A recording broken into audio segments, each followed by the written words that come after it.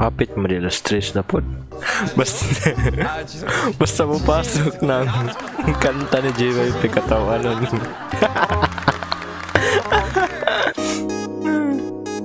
The same applies kung Kwangso team.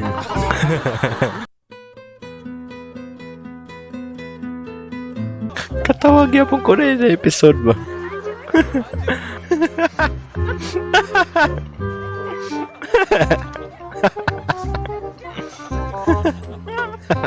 Maunang training para may mong mentor sa youth with you. Sa basa na po tag-reviews dito sa Reddit, inana kakuyaw ang Dark Side of the Moon album.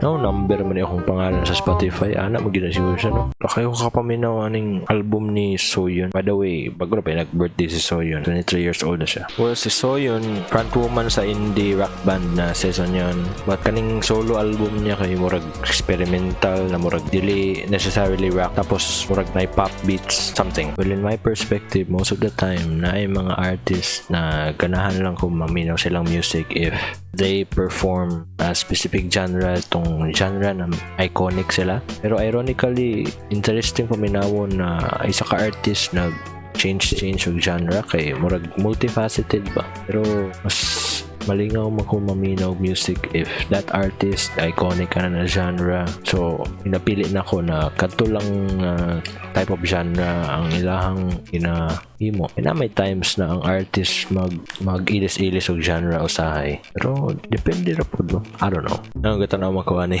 Curious lang. Ayusan jud ko sa Koryo ani ba? Mabugis Chungha. What up, slappers?